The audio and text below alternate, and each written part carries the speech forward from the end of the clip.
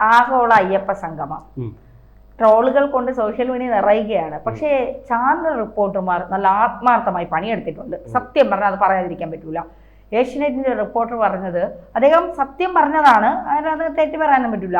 ആഗോള അയ്യപ്പ സംഗമത്തിൽ ആളുകൾ കമ്മിയായിരുന്നു, ഒഴിഞ്ഞ ആൾക്കൂട്ടം കമ്മിയായിരുന്നു. അത് നമുക്ക് രണ്ടർത്ഥത്തിൽ എടുക്കാം, അത് വിജയ് പിന്നെ പറഞ്ഞാൽ മതി. രണ്ടാമത് റിപ്പോർട്ടർ ചാനലിലെ റിപ്പോർട്ടർ പറഞ്ഞു, എന്താണ് സുജയ് ചോദിക്കുന്ന, ആളത്തോടെ കാണാനില്ലല്ലോ, എല്ലാം ആളൊഴിഞ്ഞ കസേരകളാണല്ലോ, ആൾക്കൂട്ടമൊന്നും ഇല്ലയെന്ന് ചോദിച്ചപ്പോൾ ഭയങ്കര AC ആണ് ആഗോള അയ്യപ്പ സംഗമത്തിൽ. AC കാരണം തണുത്ത് വിറച്ച ആളുകളൊക്കെ ഇറങ്ങിപ്പോയി. പിന്നെ മറ്റൊരു ട്രോള്, കല്ലും മുള്ളും കാലിക്ക് കുത്ത, മറ്റേതല്ല കാലിക്ക് കുത്തല്ല. ശരണവിളി ഇങ്ങനെയല്ലേ, സ്വാമിയേ ശരണയ്യപ്പ, എന്റെ പൊന്നയ്യപ്പ ക്ഷമിക്കണേ. അത് കഴിഞ്ഞ് പിന്നെ ക്യൂബയിൽ നിന്നും ചൈനയൊക്കെ ആളുകളെ വിളിച്ചു, അവരാരും വന്നില്ല. കാരണം കസേരയുടെ നിറം ചുമപ്പല്ല, വെള്ള. അവരെ കുറ്റം പറയാൻ പറ്റില്ല, സ്വാഭാവികം, അവർക്ക് ചുമപ്പ് മാത്രം കണ്ട് ശീലിച്ചവരല്ലേ. അതിൽ ഏറ്റവും ട്രാജഡി എന്ന് പറയുന്നത് നമ്മുടെ ഗാനഗന്ധർവൻ യേശുദാസിന്റെ മകൻ വിജയ് യേശുദാസ് ആദ്യമായിട്ടാണ് ഒഴിഞ്ഞ കസേരകൾ നോക്കി പാടുന്നത്.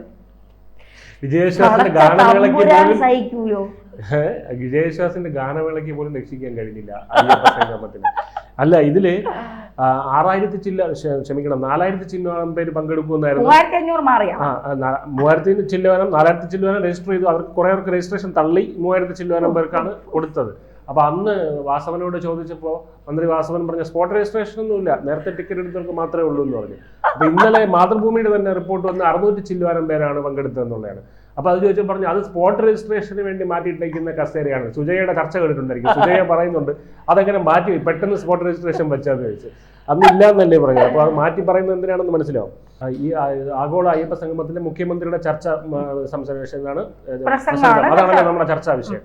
അതില് പോലും എന്താണ് അയ്യപ്പ ഭക്തന്മാരെ അവഹേളിച്ച് അദ്ദേഹം സംസാരിച്ചു. അതിനുവേണ്ടി ഹിന്ദു സ്ക്രിപ്ചേഴ്സ്, അതായത് നമ്മുടെ ഭഗവത്ഗീത പോലെയുള്ള ഗ്രന്ഥങ്ങൾ കോട്ട് ചെയ്ത് ഉദ്ധരിച്ചൊക്കെ അദ്ദേഹം അതിന് മെനക്കെട്ടു എന്നുള്ളതാണ്. ഇത് അദ്ദേഹം വായിച്ചിട്ടൊന്നുമല്ല, അദ്ദേഹത്തിന് അറിയാലോ.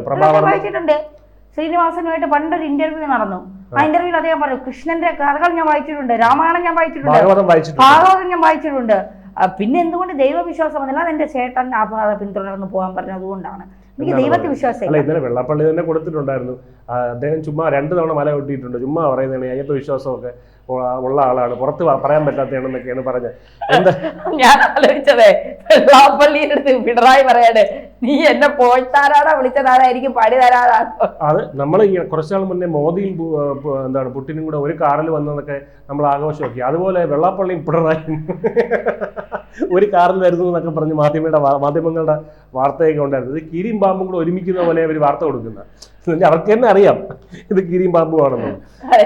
സിനിമകളിലൊക്കെ പറയല നല്ലവനാ, രക്ഷകനാ, വലിയ എന്ന് പറയുന്ന പോലെ. ഇതില് നമുക്ക് പറഞ്ഞ പരാമർശങ്ങളിലേക്ക് പോകാം. അതായത് ഇദ്ദേഹം തുടങ്ങിയത് തന്നെ ഇങ്ങനെയാണ്. അതായത് ഭഗവത്ഗീതയിലെ ഒരു കോട്ട്, ആരാണ് യഥാർത്ഥ ഭക്തൻ എന്ന് പറയുന്ന അത് ഉദ്ധരിച്ചുകൊണ്ട് അദ്ദേഹം പറഞ്ഞത്, ഈ ഭക്തിയെ കേവല പരിവേഷമാക്കി കൊണ്ട് നടക്കുന്ന ചില ഭക്തന്മാരുണ്ട്. അവർ ചില പ്രത്യേക രാഷ്ട്രീയ അജണ്ടയ്ക്ക് വേണ്ടിയാണ് അങ്ങനെ ചെയ്യുന്നത്. അപ്പൊ ഞാൻ വിചാരിച്ചു ഇദ്ദേഹം കുറ്റസമ്മതം നടത്തുകയാണ്. ആദ്യമായിട്ട് പറയുകയാണ് ഞാനും എൻ്റെ പാർട്ടിയും തെറ്റിപ്പോയി എന്ന് അദ്ദേഹം പറഞ്ഞപ്പോൾ ഓക്കെ, അത് നല്ല കാര്യമല്ലേ അത് പറയുന്നത്. അങ്ങനെ കേട്ടിരുന്നപ്പോഴാണ് ദാണ്ടട ഇതുകൊണ്ട് മറ്റുള്ളവർ തലയെ കൊണ്ട് ചുമത്തേണ്, മറ്റുള്ളവർ ഇങ്ങനെയാണ്. അതായത് അയ്യപ്പന്റെ തിരുമുടി കെട്ടിക്കൊണ്ട് പോകുന്ന ഭക്തജനങ്ങൾക്ക് വേറെ അജണ്ടയാണ്. അതായത് ഈ അയ്യപ്പ സംഗമത്തിൽ പങ്കെടുത്തവരാണ് യഥാർത്ഥ ഭക്തർ, അല്ലാത്തവരെല്ലാം. അത് ഈ 600 ചില്ലുവാനം പേരാണ് യഥാർത്ഥ ഭക്തർ. ഈ 600 ചില്ലുവാനം പേരുടെ കാര്യം പറയാം, അതിലോട്ട് പറയാനുണ്ട് കുറച്ച് കാര്യങ്ങൾ. അപ്പോൾ ഈ ഭക്തർ ഇങ്ങനെയുള്ളവരാണ് ഭക്തർ എന്ന് പറയുന്നത്. അദ്ദേഹത്തിന് എഴുതി കൊടുക്കുന്ന ഈ പ്രഭാവർമ്മ, പിന്നെ മനോജ് എന്നൊക്കെ പറയുന്ന പ്രസ് സെക്രട്ടറിയെ കൊണ്ട് ഇവരൊക്കെ എഴുതി കൊടുക്കുമ്പോൾ ഇത് ശ്രദ്ധിക്കേണ്ട ഒരു കാര്യമുണ്ട്. ഈ 8 ശ്ലോകങ്ങളാണല്ലോ എടുത്തിരിക്കുന്നത്. അതേ ശ്ലോകത്തിൽ തന്നെ യോനഹ്രഷ്ടിത ദേശി എന്ന് പറഞ്ഞ് തുടങ്ങുന്ന ഒരു വരിയുണ്ട്. അതിൻ്റെ അർത്ഥം എന്ന് പറഞ്ഞാൽ ശരിയായ ഭക്തിയിൽ കാപട്യം പാടില്ല, വെള്ളം ചേർക്കൽ പാടില്ല എന്ന് പറയുന്നുണ്ട്. കാപട്യം ഇരട്ടത്താപ്പം കാണിക്കുന്നത് അല്ല, അത് പറഞ്ഞു കൊടുക്കണം പിണറായി വിജയന്. ഇങ്ങനൊരു വരിയും കൂടെ അതിനകത്തുണ്ട്. ആ വരി എന്തുകൊണ്ട് കണ്ടില്ല എന്നുള്ളതിന് അതാണ് ഇവരുടെ എനിക്ക് ചോദിക്കാനുള്ളത്. കാപട്യം ഇരട്ടത്താപ്പത്തിൽ നിന്ന് മുക്തമായിട്ടുള്ളതാണ് യഥാർത്ഥ ഭക്തി എന്നുള്ളത്.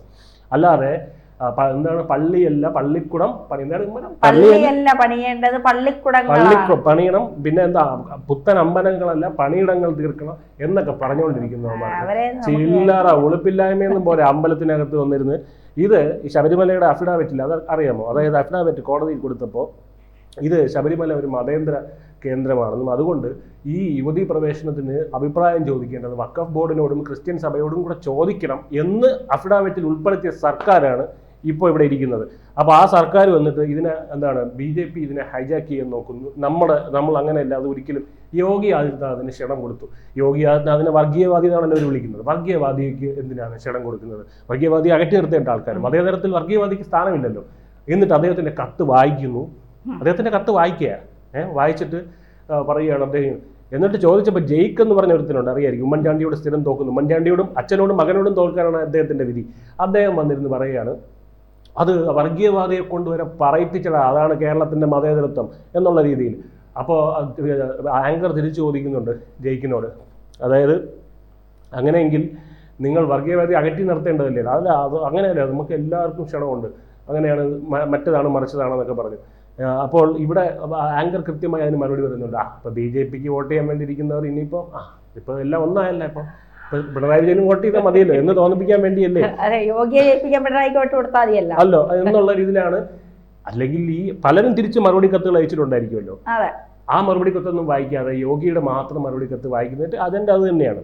എന്തായാലും അതവിടെ നിൽക്കട്ടെ. പിന്നെ ഹരിവരാസത്തിന് പിന്നെ അദ്ദേഹം രാഷ്ട്രീയത്തിലോട്ട് കടന്നു. ഈ ഭക്തൻ്റെ കഴിഞ്ഞിട്ട് പ്രസംഗത്തിൽ ഹരിവരാസൻ എഴുതിയത് ഹരിവരാസനം ചിട്ടപ്പെടുത്തിയത് ദേവരാജൻ മാസ്റ്ററാണെന്ന് ഭൂലോകം വിട്ടിത്തരം. കാരണം ഇദ്ദേഹം വെച്ചിരിക്കുന്നത് സിനിമാ പാട്ടാണെന്നുള്ളതാണ്. ഇത് കുളത്തൂർ അയ്യർ എന്ന് പറഞ്ഞ ഒരാളാണ് എഴുതിയെന്ന് പറഞ്ഞ് വിവാദങ്ങളൊക്കെ നിൽക്കുന്നുണ്ട്. അതിനെ ഇത് ആദ്യമായിട്ട് പാടുന്നത് സ്വാമി വിമോചനാനന്ദയാണ്. അത് ഈ പറയുന്ന സിനിമയിൽ ഇത് വരുന്നതിന് 20-25 വർഷം മുൻപാണ്. അപ്പോൾ അതൊന്നും മനസ്സിലാക്കാതെ ഈ ദേവരാജൻ നിരീശ്വരവാദിയായിരുന്നു എന്നൊക്കെയാണ് പറയുന്നത്, ദേവരാജ മാസ്റ്ററെ. അപ്പോൾ ആ മാസ്റ്ററാണ് ഹരിവരാസനം എഴുതിയത്. അപ്പോൾ ഇവരുടെ അല്ല, ഇനിയിപ്പോൾ അയ്യപ്പൻ കമ്മ്യൂണിസ്റ്റ് ആയിരുന്നു കൂടെ പറയാവുള്ളൂ, ബാക്കിയെല്ലാം ഓൾറെഡി പറഞ്ഞല്ലോ. കാരണം ശബരിമല പോകുന്നവരെല്ലാം കമ്മ്യൂണിസ്റ്റുകാരാണെന്ന് വെള്ളാപ്പള്ളി പറഞ്ഞല്ലോ. ഇനി അയ്യപ്പ അടുത്ത തവണ അയ്യപ്പൻ മത്സരിക്കാൻ നിൽക്കുമോ എന്തോ? അയ്യപ്പനെ ഇനി വല്ല മത്സരത്തിന് അയ്യപ്പൻ എന്ന് പറഞ്ഞ് ആരെങ്കിലും വിളിച്ചോണ്ട് വരും ദേവനെങ്കിലും. എന്തായാലും കണ്ടർ മോഹനൻ നമ്പൂതിരിയുടെ കാര്യത്തിലേക്ക് പോകണം. കണ്ടർ മോഹൻ നമ്പൂതിരിയെ കഴിഞ്ഞ തവണ വിമർശിച്ചിട്ടാണ് ഇത് ഒരു തേങ്ങ അറിഞ്ഞുകൂടാതെ ഇദ്ദേഹം പറഞ്ഞ എന്താണ് നൈഷ്ഠിക ബ്രഹ്മചാരിയായ അയ്യപ്പനെ പൂജ ചെയ്യുന്ന കണ്ടർ മോഹൻ നമ്പൂതിരി നൈഷ്ഠിക ബ്രഹ്മചാരിയാണോ? ഇതാണ് ചോദിച്ചത്. അതായത് എന്ത് ലോജിക്കാണെന്ന് ആലോചിക്കണം. ദേവനെ പൂജിക്കാൻ ദേവനാവണോ? അതായത് അങ്ങനെയൊക്കെ ആണെങ്കിൽ നമുക്ക് ഇവിടെ ഒരമ്പലത്തിലൂടെ പൂജിക്കാൻ പറ്റില്ലല്ലോ. ദേവനെ പൂജിക്കുക, ബ്രഹ്മചാരിയെ പൂജിക്കാൻ, നൈഷ്ഠിക ബ്രഹ്മചാരിയെ പൂജിക്കാൻ നൈഷ്ഠിക ബ്രഹ്മചാരി ആവണമെങ്കിൽ ശിവനെ പൂജിക്കാൻ അപ്പോൾ എന്താവണം? ശിവനാവണം. അല്ല, കഴുത്തിൽ കൂടെ പാമ്പ് ബ്രഹ്മചാരിയല്ല, പക്ഷെ കഴുത്തിൽ കൂടെ പാമ്പിടണം, തലയിൽ അല്ല. ലോജിക്ക് വെച്ച് ദേവനെ പൂജിക്കാൻ ദേവനാവണ്ടേ, ദേവിയെ പൂജിക്കാൻ ദേവിയാവണ്ടേ? അത് അപ്പം എന്തായാലും ഭദ്രാവതി ക്ഷേത്രങ്ങളിലെല്ലാം പെണ്ണുങ്ങള് പിന്നെ ശാന്തിമാരാകണ്ടേ? അതെ, അങ്ങനെ വരണ്ടേ? അപ്പൊ അങ്ങനെ എന്തായാലും ആ സംശയങ്ങളൊക്കെ തീർന്നു. കാരണം ഇന്നലെ വിളക്ക് കൊടുത്തത് ആരാണ്? കണ്ടർ മോഹൻ നമ്പൂതിരിയാണ്. അദ്ദേഹമാണ്. അത് മാത്രമല്ല, ഇത്രയും പേർക്ക് സദ്യ ഒരുക്കിയത് ആരാണ്? പഴയിടത്തിന് നമുക്ക് ആ പൈസ കൊടുക്കണം എന്നുള്ള ഒരു കാര്യമുണ്ട്. കാരണം ഇത്രയും ഊട്ടുപുരയിൽ ആള് കുറവന്നു എന്ന് പറഞ്ഞിട്ട് അത്രയും ആഹാരം അദ്ദേഹം കഷ്ടപ്പെട്ട് ഉണ്ടാക്കിയതാണ്. ആള് വന്നില്ല എന്നും പറഞ്ഞ് അദ്ദേഹത്തിന് പൈസ കൊടുക്കാതിരിക്കരുത്, അത് പറയുന്നത്. പിന്നെ പറ്റിപ്പ് നടത്തരുത്. ഇല്ല, പരസ്യത്തിന് കുറച്ചുപഴേ ബ്രാഹ്മണന്റെ ഭാഷയിലൊക്കെ സംസാരിച്ചിടങ്ങും പിണറായി ഇങ്ങോട്ട് മറിക്കുക, അങ്ങോട്ട് മാറിയില്ല എന്ന് പറഞ്ഞത്, അങ്ങനെ മാറിക്കുക എന്ന് പറയും. അതെ, എന്തായാലും അയ്യപ്പന്മാരോടത്തുള്ള അയിത്തം മാറിയതിൽ വളരെ സന്തോഷം. പിന്നെ ഇതിൽ ഈ പരസ്യത്തിന്റെ കാര്യം കൂടെ, പൈസയുടെ കാശ് കാര്യം പറഞ്ഞിട്ടുണ്ടായിരുന്നെ. അതായത് ഇതിൽ പരസ്യം നമ്മുടെ ഫ്ലെക്സ് ബോർഡിൽ അയ്യപ്പനെ കണ്ടില്ലായിരുന്നു എന്ന പരാതി. ആ പരാതി നികത്തിക്കൊണ്ട് പത്രങ്ങളിലൊക്കെ വന്ന പരസ്യത്തിൽ വാസവനെ എടുത്ത് കളഞ്ഞിട്ട് അയ്യപ്പനെ കയറ്റിയിട്ടുണ്ട്. പിണറായി വാസവനെ എടുത്ത് മാറ്റി. അപ്പോൾ ഈ പരസ്യങ്ങളിൽ ഈ PRD വകുപ്പുണ്ട്, PRD ഡിപ്പാർട്ട്മെന്റ് ആണല്ലോ, പബ്ലിക് റിലേഷൻ. അവര് പബ്ലിക് റിലേഷൻ ഡിപ്പാർട്ട്മെന്റ് സർക്കാരാണ്. അപ്പൊ ഹൈക്കോടതിയിൽ ഇവർ പറഞ്ഞത് എന്താണ്? ഇത് സർക്കാരിന് പങ്കൊന്നുമില്ല, ഇത് ദേവസ്വം ബോർഡ് നടത്തുന്നതാണെന്നാണ്. പരസ്യം കൊടുക്കുന്നത് സർക്കാർ. അപ്പൊ ഇതിൽ ഞാൻ നോക്കിയപ്പോൾ മാതൃഭൂമിയിലും മനോരമയിലൊന്നും പരസ്യമില്ല. ഇവരുടെ ദേശാഭിമാനി, വീക്ഷണം, മറ്റു പത്രങ്ങളിലൊക്കെ ഉണ്ട്, പാർട്ടി പത്രങ്ങളിലെല്ലാം ഉണ്ട്. പക്ഷെ ഇതിലില്ല. അത് എന്തുകൊണ്ടാണെന്ന് നോക്കിയപ്പോഴാണ് മനസ്സിലായത് PRDയിലെ കോടികളുടെ കുടിശ്ശികയാണ് ഇവർക്ക് കൊടുക്കാനുള്ളത്. അവർക്ക് മാതൃഭൂമിക്ക്, മനോരമയ്ക്ക്. അവർ ഇനി പരസ്യം എടുക്കൂല എന്ന് പറഞ്ഞു. അപ്പം ഇതാണ്. അപ്പൊ ഒരു കാര്യം കൂടെ ചോദിക്കാൻ പറ്റുമോ? നീ 650 പേരുടെ കാര്യം പറഞ്ഞില്ല, കസേര ഒഴിഞ്ഞിട്ട് കസേര അതിന്റെ കാര്യം 650 പേരുടെ കസേര അത് എന്തുകൊണ്ടാണെന്നുള്ളത് പറയണമെന്ന് പറഞ്ഞു. അതായത് അതിൽ ആസൂത്രമായ ഇവർ ആസൂത്രണം ചെയ്തതിലൊരു പിഴവാണ്. അത് ശനിയാഴ്ച ദിവസമാണല്ലോ നടത്തിയത്.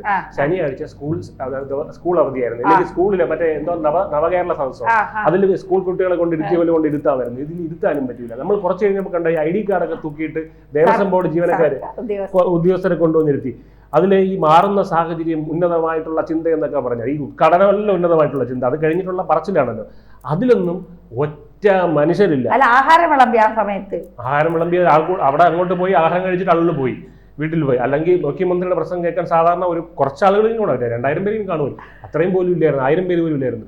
എന്തായാലും ഇതിനെ നമുക്ക് ഒറ്റയടിക്ക് ഈ ഒരു ചടങ്ങ് എന്തായിരുന്നു എന്ന് ചോദിച്ചു കഴിഞ്ഞാൽ ഇതിനെ നമുക്ക് ലേലുവല്ലു അഴിച്ചുവിടും. ഇതാണ് ഇവർ ഇതുകൊണ്ട് ഉദ്ദേശിച്ചത്. പക്ഷേ ഇത് ലേലുവല്ലു എന്ന് പോസ്റ്ററിൽ എഴുതിയ ബാക്കി സ്ഥലമെങ്കിലും ലാഭിക്കായിരുന്നു. ഇത്രയും സ്ഥലമൊന്നും ഇത്രയും മറ്റേ നവകേരള മറ്റേ കേരളത്തിന്റെ വിശ്വമാനവഗതിയുടെ ഇങ്ങനെയൊന്നും എഴുതണ്ടായിരുന്നു. ലേലുവല്ലു ഇത്ര എഴുതിയ തൊഴുതുകൊണ്ടിരിക്കുന്ന പിണറായി വിജയന്റെ ഒരു ഫോട്ടോ, ഇത്രയും കാര്യം മതിയായിരുന്നു. അവസാനമായിട്ട് പറയാനുള്ളത്, പിണറായി വിജയൻ എന്നൊരു രാഷ്ട്രീയക്കാരൻ, സത്യസന്ധനായിട്ടുള്ള രാഷ്ട്രീയക്കാരനായിരുന്നെങ്കിൽ ചെയ്യേണ്ടിയിരുന്നത് 2018 എനിക്ക് തെറ്റുപറ്റി, ആചാരം എനിക്ക് അറിയില്ലായിരുന്നു, ഞാൻ മറ്റു ക്ഷേത്രങ്ങൾ എനിക്ക് അതിന്റെ ന്യൂആൻസസ് അറിഞ്ഞുകൂടായിരുന്നു, ഞാൻ അങ്ങനെ അത് പറഞ്ഞു, ആ തെറ്റിപ്പോൾ ഞാൻ തിരുത്തുന്നു എന്ന് പറഞ്ഞിരുന്നെങ്കിൽ അദ്ദേഹത്തിന് വലിയ സ്വീകാര്യത കിട്ടുമായിരുന്നു. പക്ഷെ അതിന് പകരം ഇത്തരത്തിലുള്ള ബോഷ്കളാണ് ഇപ്പോൾ ഇതിൽ കാണിക്കുന്നത്. എനിക്കിതിൽ പറയാനുള്ളത്, ഞാനൊരു അയ്യപ്പ വിശ്വാസിയാണ്, അതുകൊണ്ട് എനിക്ക് പറയാനുള്ളത്, അയ്യപ്പനെ ഇവിടെയാണോ കൃഷ്ണൻ ഇരിക്കുന്ന എന്ന് ചോദിച്ച് ഗണപതി മിത്താണെന്ന് പറയിപ്പിച്ചവരെ കൊണ്ട് അയ്യപ്പന്റെ മണ്ണിൽ കൊണ്ടുവന്ന് നടത്തി ലേലുവല്ലു പരിപാടി നടത്തിയ അയ്യപ്പൻ ദി ഗ്രേറ്റ്. അതെ, സീരിയസ് ആയിട്ട് അയ്യപ്പൻ ദി ഗ്രേറ്റ്.